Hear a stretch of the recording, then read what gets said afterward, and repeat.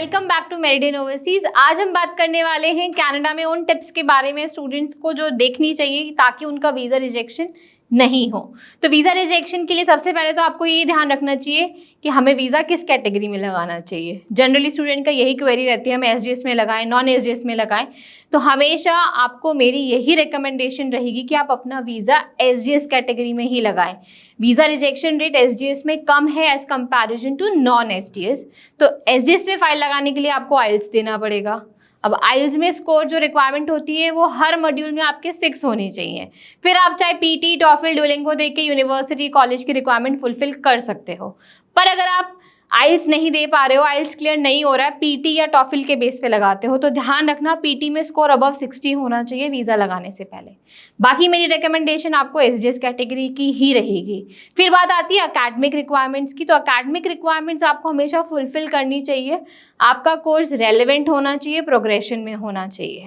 For suppose आपने यहाँ से डिप्लोमा कर लिया 12th के बाद, then go for a bachelor degree, don't go for a diploma. आपका वीज़ा रिजेक्शन रेट हाई हो जाएगा बिकॉज आपने कोर्स प्रोग्रेशन में नहीं लिया। आपने डिप्लोमा करके फिर से डिप्लोमा कर रहे हो तो क्या यूज़ है उसका कनाडा में जाके करने के लिए।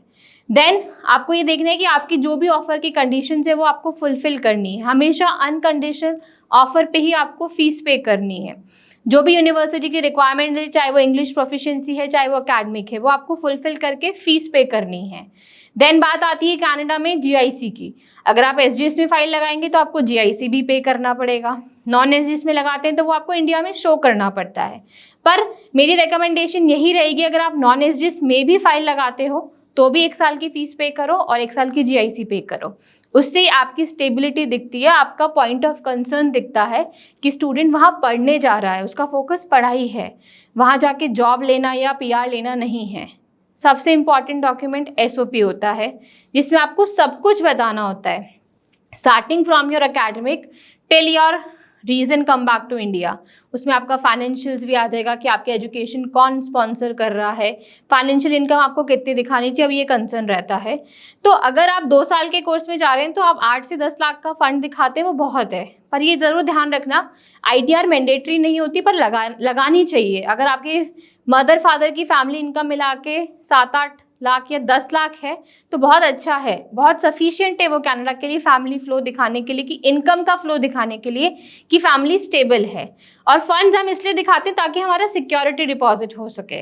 एसओपी में आपको reason to come back to mention करना है इंडिया। अब आप उसमें अपना बिजनेस है, फैमिली है, होम टाइज है, आपका कोई स्टार्टअप है, वो सब कुछ आप दिखा सकते हो। तो ये सारे पॉइंट्स आपको ध्यान रखने चाहिए वीज़ा लगाने से पहले। And the most important thing, visa लगाते वक्त आपको टाइम देना चाहिए एम्बेसी को। अब जैसे कनाडा में 13 वीक्स कनाडा मांगती है वीज़ा डिसीजन देने के लिए, अभी वो रिड्यूस हो गया है, कुछ 70 डेज हो गया है अब।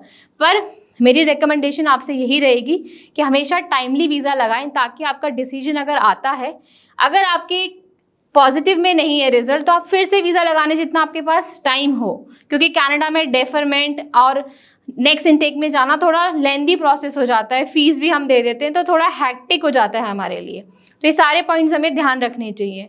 अब आपकी कोई क्वेरी है रिगार्डिंग वीज़ा या आपको एप्लीकेशन करवानी है तो सितंबर इनटेक की एप्लीकेशंस अभी ओपन है, आप हमसे कनेक्ट कर सकते हैं। आप अपनी क्वेरी हमें मेल कर सकते हैं application02@meridian.org पे। आप ऑनलाइन काउंसलिंग सेशन भी बुक कर सकते हैं वेबसाइट पे जाके। और अगर आपको फेस टू फेस काउंसलिंग चाहिए तो हमारी ब्रांचेस भी विजिट कर सकते हैं। और ऐसी ही रेगुलर अपडेट के लिए चैनल को लाइक कीजिए, सब्सक्राइब कीजिए और बेल आइकन को प्रेस कीजिए। थैंक यू, मिलते हैं नेक्स्ट वीडियो में।